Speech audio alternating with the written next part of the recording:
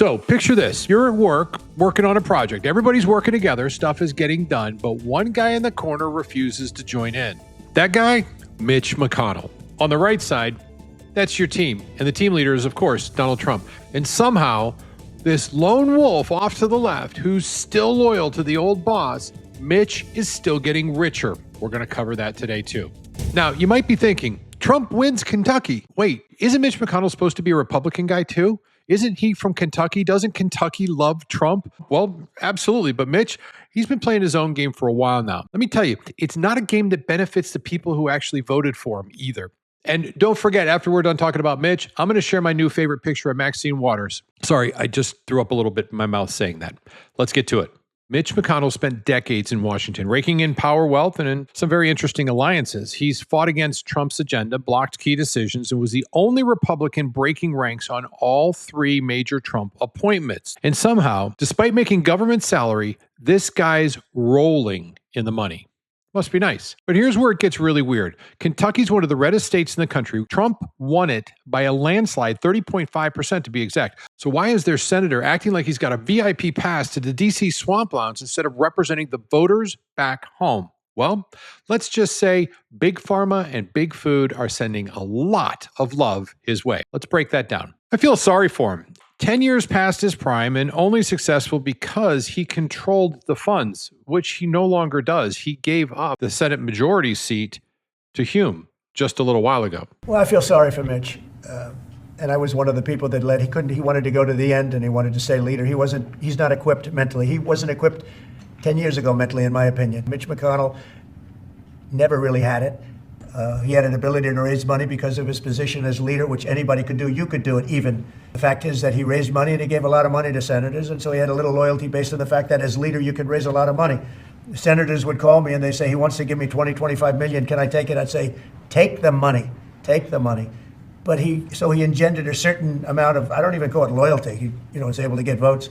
He endorsed me. Do you know that Mitch endorsed me, right? All I can tell you about him is that he shouldn't have been leader. He knows that. He voted against Bobby. He votes against almost everything now. He's a very bitter guy. We have a very strong party, and he's almost not even really a very powerful member. I'd say he's not a power. He's lost his power. So Mitch McConnell isn't a Trump fan. And Trump, well, we just saw he's got some opinions about Mitch as well. Remember when Trump was in office his first term and had this whole list of things he wanted to get done? Border security, draining the swamp, America First policy. Yeah, McConnell wasn't exactly handing out high fives. In fact, he was that one guy in the group project who kind of just did his own thing and hoped nobody would notice.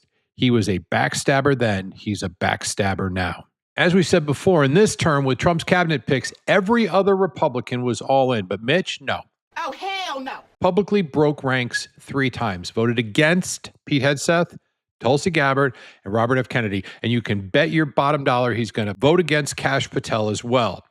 Funny thing is, though, when Biden put up Lloyd Austin and his other 2 nominees, McConnell was right there for the Democrats, voted yes to affirm Biden's choice quickly, I might add. We all know how Biden's cabinet picks worked. The thing is, I don't think Mitch McConnell knows what he's doing anymore. After his last fall, he's been wheeled in and out of Congress, and when he froze on camera previously... Senator, is your head okay after that fall? Senator?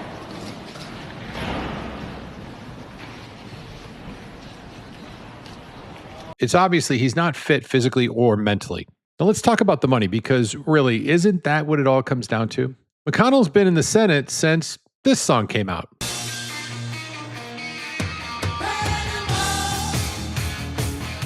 In that time, he's made pretty comfortable living. On paper, he makes about $200,000 a year now. Not bad, but here's the problem. The guy is sitting on a fortune worth millions. How does that happen? You don't get that kind of cash clipping coupons and waiting for government paychecks to clear. No, you need some friends in high places, friends with deep pockets. And wouldn't you know it, Big Pharma and Big Food just love Mitch McConnell. Kentucky has some of the worst health outcomes in the country. High obesity rates, high diabetes rates, major opioid problems, and yet he's been really friendly to the industries that profit from all of that. Coincidence?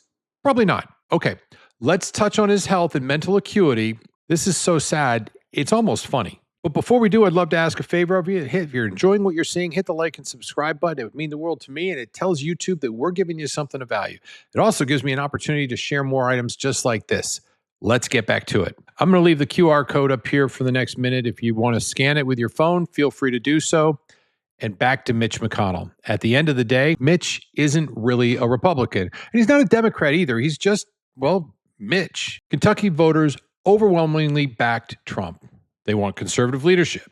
They wanted change. And instead, they've got a career politician who plays both sides, cashes in big, and somehow keeps his grip on power, no matter what happens. Well, that changed just a couple months ago when he gave it away. Thank God. But he's still casting votes, and he's not a partner to this administration or to his constituents. So the big question is, how much longer will Kentucky put up with it? And Kentucky, you're the only ones that can answer, but I want you to know that all of America that voted for Trump is standing with you. It's time to get this man out of office and put in somebody who represents your wishes and the wishes of the people. I'm Phil. This is Synopsis of Stupidity. God bless you. God bless America. This next video is about Pam Bondi and drawing first blood. She's bringing a whole bowl of karma and lawfare to the Democrats of New York State. You're going to love it. Watch it now. It's over. Go home.